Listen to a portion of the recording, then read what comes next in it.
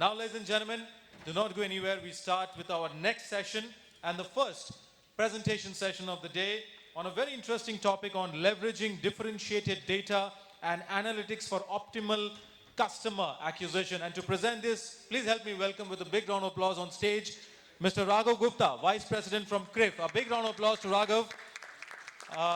Welcome to the stage, Raghav. Looking forward to a great session. You are the first presenter of the day, by the way, so looking forward to a cracking session. Am I audible? Yeah. Thank you so much. Quite a bit of pressure on me being the first presenter of the day.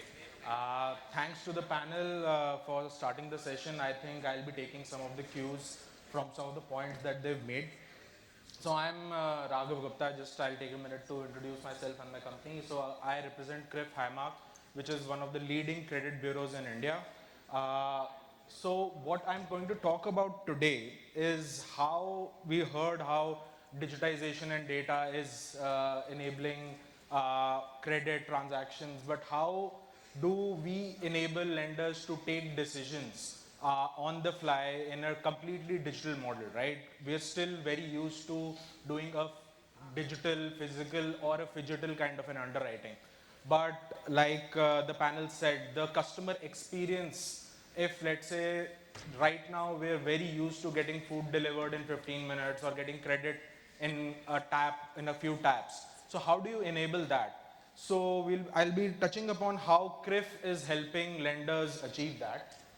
So before I begin, I just want to give a bit of context of what is happening in the retail lending space currently. So as we can see, I'm just presenting the number of loans that have been disbursed over the last financial year compared to the previous 3 financial years, and how are we progressing in the country. Now, if you look at it, there is definitely a slowdown that is happening.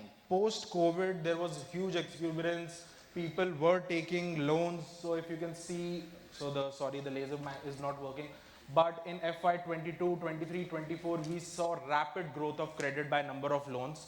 But that had started tapering down in FY 24, and it has slowed down further in FY 25. So if I look at it, personal loans have grown by only 8.3% compared to 26.9% in the previous financial year. Credit cards, new card issuances have actually degrown year on year by 25% in the previous financial year compared to a very moderate 5.7% growth in the last financial year. Consumer durable loans have been relatively stable, but still some bit of slowdown. Same for two-wheelers, there's been a slowdown. Auto loans, used cars. Home loan, again, by number of loans has gone down. And gold, okay, secured product, it has gone up. So in such a space where growth is slowing down, and one more thing that I want to point out here is that if you look at the portfolio, the risk metrics, which is the PAR number, portfolio at risk metrics for these products, they have gone up. So if I talk about, let's say, a two-wheeler loan, auto loan, they've gone up by roughly 80 basis points, personal loan by 100 basis points, credit card as high as 350 basis points, right, over the last financial year. So in a slowing down market, where the market is slowing down, you're not getting enough business, and where risk is growing up, how do you tap customers who are going to be profitable for you? Because there are not enough customers coming in, and the customers coming in are showing higher risk. So how do you differentiate that, and how? So I'll be breaking it down in 2 parts. One is data. How can CRIF provide you additional data to underwrite them? There was a talk about personas. How can you build personas using these additional data points? And then analytics. What is CRIF doing on the analytical front to help lenders underwrite this data, underwrite these customers? So the first thing I want to talk about, most of the people are in the lending space here, so they are aware of credit reports that come. And you would have seen, like, there is a number in every credit report called the credit score, right? It ranges from 300 to 900, right? 300 being the worst, 900 being the best. Now, the credit score is a point-in-time score, right? Say I apply for a loan today, the lender pulls my credit report, I get a score of 700. Let's assume a 700. It says that as of today, I am a decent customer. I have a score of 700, and that 700 does nothing but actually tell you what is the probability of default my probability of default, right? Now imagine you have 1,000 such customers who all get a 700 score. Now will all those customers have the same risk? No, it's a probability of default. Some of them will still default. Let's say if a 700 is a probability of default of 2%, out of the 1,000 customers, only 20 of them will default, right? But let's say out of those 1,000 customers, 500 of them were scored 600. Hypothetically, they were scored 600 if you had pulled their credit report 6 months ago. Let's say if I'm in June right now, if I had pulled my credit report in December, I would have been a 600. Whereas there is, of the 1,000 customers, there is another set of 500 customers. Had you pulled their report in December, they would have been scored 750. But as of today, all these 1,000 are 700. Now, if you know this information beforehand, do these customers behave differently? Will a 750 customer have a lower risk or a higher risk compared to a customer who was 650, scored 650 6 months ago? So what CRIF is enabling lenders to do is we are providing this information for every quarter end for the last 3 years, right? So we are providing, so apart from the current score, we'll also be providing the scores of that same customer over every quarter end for the last 3 years to help you figure out, has this customer been improving their credit scores consistently? Has their credit scores been going down consistently? Has it been choppy? And I'll later present what insights can we bring out from there. Another thing is, when you see a credit report, right, you see, okay, I have, let's say, 5 loans against my name, and you see against every 5 active loans, there might be some closed loans as well, but on the 5 active loans, every credit report will provide you what is the current outstanding balance on each of these 5 loans, right? Now let's say of the 5 loans, I have a home loan, I have a personal loan, I have 3 credit cards, right? Now, depending on how rapidly I'm paying down my home loan or a personal loan EMI, right? Let's say if I'm overpaying it, or let's say if I'm only paying the EMI, or let's say if I have an OD, I'm only paying the interest, I'm not paying back the principal, right? Will also define if I'm a good credit or not. A customer who's been paying down their loan outstanding amounts rapidly, and if you can identify that, will be a low risk customer compared to a customer who's only maybe servicing their EMI interests or servicing their EMIs, or on a card product maybe is revolving their balances and they're not paying down their balances month on month, right? So what we at CRIF are doing is we're providing you the balance trend on each loan for the last 12 months, right? So apart from the current outstanding balance on each loan, we'll be providing you the last 12 months balances and what can we do with it, how can it sharpen underwriting. And the third is, you have all this information, right? Now either your analytics team builds variables out of this, or you want something to be used out of the box. So we're also providing rolled up derived variables, right? Like what is my reduction in balance over the last 6 months, 3 months, how many unsecured loan products I've taken or cards I've taken, all of those, so that once you're building your rules or policies, you have these readily available to use at a single location in the report, where even if an underwriter is looking at it physically, they know, okay, these are the metrics my organization wants me to look at, and these are pre-calculated. I don't need to calculate them upfront. Or let's say if it's a digital journey and your business rule engine is making decisions on it, these are readily available. So just to quickly go into score trends. So as I was saying, now the same example that I took of 1,000 customers, let's say some of them will be classified as low risk, some of them will be classified as medium risk, some of them will be classified as high risk, some of them will be NTC customers who don't have a credit history. Now, if I compare what they were 6 months ago, what it means is, of all the low risk customers, 59% of them were still low risk 6 months back. And this is industry data, this is not a sample data or something, this is industry data. 59% of them were low risk 6 months ago. 31% of them were medium risk 6 months ago. They've now upgraded to a low risk as of today. 1% were high risk 6 months ago. They've upgraded to a low risk as of today. 9% were NTC. They've taken some loan products recently and they've now become a low risk customer. In the medium risk category, 66% were medium risk 6 months ago. Rest of them either upgraded or downgraded to a medium risk as of today.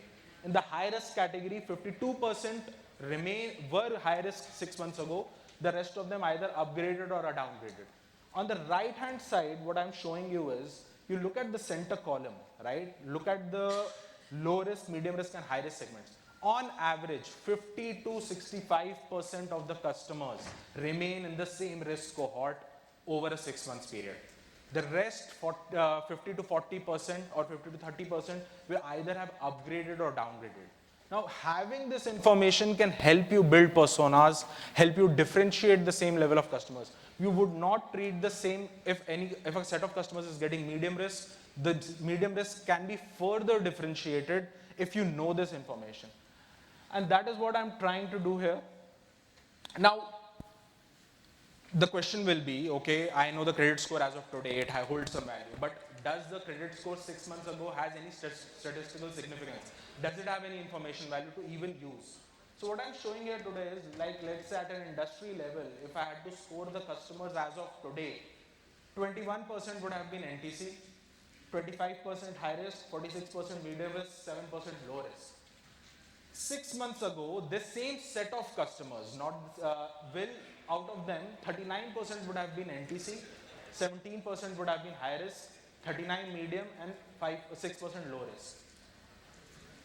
The bad rate of these customers as of today's score, high risk customers would have had a 9.9% bad rate. The definition here is ever 90 plus in the next 12 months. Medium risk has a 4.4%, low risk has a 2.2%. Now the customers in this risk categories scored 6 months ago also have very similar bad rates, but as you can see, as per the latest scores, the bad rate prediction is sharper. So the low risk customers are more low risk compared to 6 months ago low risk customers. Medium risk is again slightly lower risk than customers who got a medium risk score 6 months ago. High risk, we're categorizing better as of today compared to the customer 6 months ago. Now, what do I do with this? And this average bad rate for this portfolio is 6%. Now, what can we do with this? So, if I just go ahead, yeah. So, at an overall level, this customer set has a bad rate of 6.2%. That's the bottom right, cell that you see. Now, the low risk customers who are 6.9% customers as of today, on the right hand column, if you look at it, they have a bad rate of 2.1%.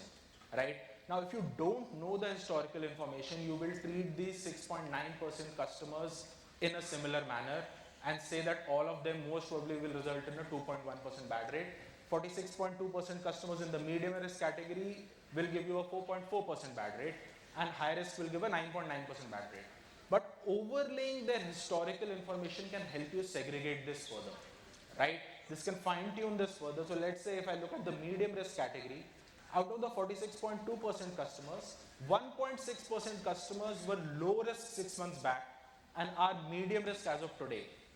The bad rate for these 1.6% customers is only 3.3% compared to an overall medium risk bad rate of 4.4%.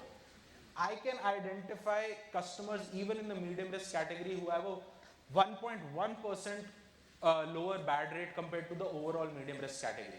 That helps you differentiate customers. The customers who were medium risk earlier and are medium risk today are a 4.1%.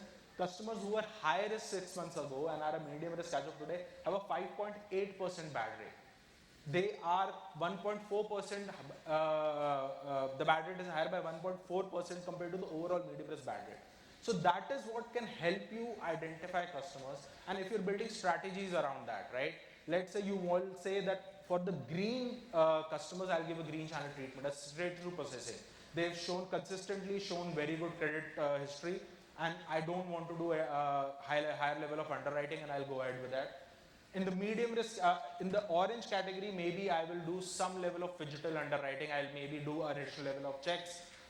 The high risk and the exclusions, anyways, if you're underwriting NTCs, you'll go after them. But the high risk category, anyways, you would want to avoid. So that is what historical scores can help you bring about. Now, coming to the balance trends, right? As I was giving the example, customers who are paying down their loan amounts, outstanding amounts, rapidly, do they have lower risk compared to customers who are building up loan balances? So at an industry level, customers who are reducing their loan balances by more than 25% over the last 6 months have, versus a 6.2% average bad rate for this cohort, their bad rate is only 4.2%. 200 basis points lower than the overall average. Customers who've reduced it but not more than 25%, between 0 to 25 have a 4.7%. But customers who've increased their loan balances over the last 6 months, their bad rates are as high as 7.6%, right? So you have more information to take a decision on what type of customers you want to acquire. And then about the perform attributes. So here we've just given some of the variables that give the best risk separation for different type of products. Some of them are common, some of them are product specific. We can lend your analytics team and we can work and help you identify what set of variables work best for you when you're building either your policy rules or your scorecards, and what should be used with what weightages. And these are pre-calculated, ready to use out of the box for you to use. Now, I want to come back again to this overall industry. Now, with the industry slowing down and bad rates, as I said, going up at a portfolio level, what we're also seeing is that the sachetization of credit is increasing, right? What I mean by that is that the number of loans in the lower ticket sizes is increasing, right? So, for personal loans, 84% of the loans were given with a less than 50,000 ticket size, which has increased year on year. Credit cards, it is 41%. For credit cards, because the industry is slowing down so much, lenders are becoming risk averse, the ticket sizes are going up or the limits are going up, but still 41% of the cards being issued have a limit of less than 50,000. And for consumer durable loans, given the kind of product, it is 94% are less than 50,000, and this again has increased year on year. Now with this kind of market scenario where the ticket sizes are going down, you can't have a phygital product, right? Because that increases your acquisition cost, right? And the unit economics of it don't work, right? You need some decision making on the fly without any manual intervention, completely digitized and rule based, right? What I want to also bring out is that given so many new borrowers are coming into the fray year on year, while the number is slowing down, but still we're adding so many new borrowers. The borrower behavior across different products is extremely different, right? So the same set of borrowers behave differently on a credit card. Let's say the credit card being the first product for someone would be a young professional in a tier 1 or a tier 2 city, but a two-wheeler loan will most likely be the first formal credit product in the deeper geographies, right? Personal loan, again with the advent of BNPL and the small ticket personal loans, again is different. Though the customers that avail these products have a very different credit behavior. And and the bureau score is very generic, right? It just says, will the borrower default on any of their loans in the next 12 months, right? It is not product specific. So with these factors in play, now I'm going to talk a little bit about analytics. So a credit score versus a product specific risk index. Do you need product specific metrics to be underwriting them? So a general credit score is developed for portfolio risk, telling if the borrower will default in the next 12 months or not. Whereas the CRIF product specific risk indices are specific to the loan product that you're underwriting today. Will the borrower default on the loan that you're giving them today? It could be a credit card, personal loan, two-wheeler loan, or a business loan, right? It is generic for all product credit score. This is product centric. A standard statistical approach is used to build a credit score, whereas AI, ML, and advanced statistical methods are used to build our product specific risk indices. There is a standard bad definition of a 90 plus in 12 months for a credit score, whereas for, let's say, products like a small ticket personal loan, you want to maybe look at a first default rate, right? So has the customer gone 5 plus ever in the next 6 months, right? Or let's say for a two-wheeler or a credit card, you want to also see if they've gone 30 plus in the 6 months from onboarding and maybe 90 plus in the next 12 months. So all of this into play. So what this can help is, and these are the products, these are the high volume products where you need minimal intervention and friction to underwrite, for which these have been developed. And again, this is very simple to use. You get a 10-band ranking from S1 to S10, S1 being the riskiest, S10 being the least risky, delivered as part of the credit report that you can use. And this is what I want to highlight. Using product-specific risk indices, and these are some of the studies we've done with top lenders in the country, Gini is a metric of identifying if a model is doing a good enough job of risk separation, right? Product-specific risk indices will outscore a generic bureau score by close to 15 to 20 percentage points on average across. And this is across lender types that we've seen. So this is the need of the hour to be going about. So this is like, these can be used on top of your existing scorecard. These can be used in conjunction with them. These can help you increase approval rates, or it can help you reduce bad rates. Given the paucity of time, I just want to quickly cover a couple of things on the MSME side. MSME, we traditionally look at entities, right? Entities who are taking loans. But there is a new breed of MSMEs coming in, which is the individual MSMEs. These are people who are taking commercial vehicles, construction equipment, LAP or a business loan. The end use is revenue generation, right? These are self-employed individuals who are taking these loans in their individual capacity to do their business. This is the segment over the last 2 years which has outpaced the growth in the entity MSME segment, which is the traditional MSME segment, right? And you look at the portfolio outstanding, roughly 2 years ago, the portfolio outstanding for both these products was around 26 lakh crores, 1.5 years ago. You see the growth from there on the individual MSME side, they have grown to 38 lakh crores. On the other side, the entity MSME segment is seeing a significant slowdown, right? Now, how do you identify these individual MSMEs and underwrite them? So, what we did was, so maybe I'll be taking this time later, but basically we'll help you identify these individual MSMEs and give you linkages they have with entities as part of the bureau report, and you can use them to identify if a customer is good or bad. Do they have a commercial linkage or not? Are there entities that they're linked with doing good or not? And if, let's say, today as an individual, I have a low risk credit score, but the entities I'm associated with have a high risk credit score, it is just a matter of time, me being a self-employed individual, if my revenue generation entity is showing signs of stress, that stress will come to me as an individual as well, because my revenue generation capability is going bad. So can we help you identify that or not? And we've seen overlaying this information can help you early identify customers who will most likely default and go and eventually result in losses. And the last part, again on personas is, and we talked about UPI transactions and everything, right? Now, how do you do that? Data is data. What do you do with that makes the difference, right? Now, there is kind of macro categorize. So the first thing you would want to do when you're looking at data is categorize that data, right? Let's say UPI transactions are happening. What will you do with that data? Is the UPI transaction for entertainment, medical expenses, or let's say education? That's fine. But then will that give you additional insights? You need to categorize them further. Is the entertainment for PVR? Is the entertainment for, let's say, a live show? What is the type in which I have made that payment? Is it through UPI? Is it through credit card?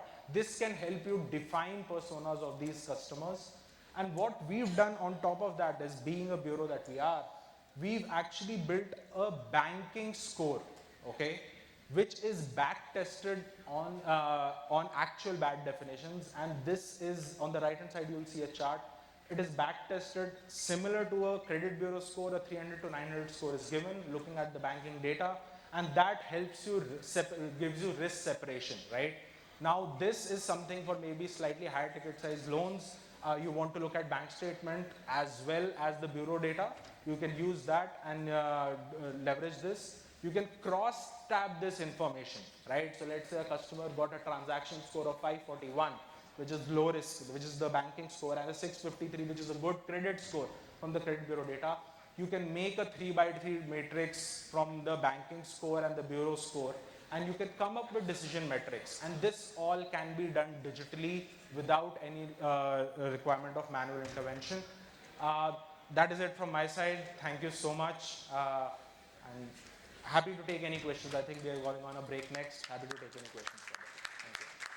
Thank you so much, Raghav. I think wonderful session here. I request you to kindly be on stage, Raghav, if you can.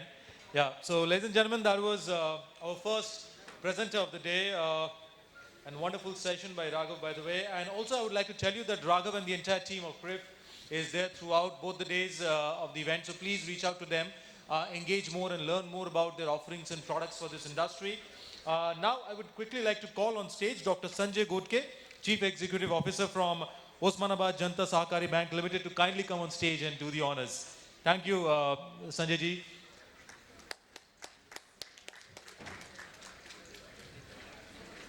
A big round of applause, ladies and gentlemen, to Mr. Raghav Gupta, Vice President of Sales from CRIF, delivering that wonderful presentation on leveraging differentiated data and analytics for optimal customer acquisition.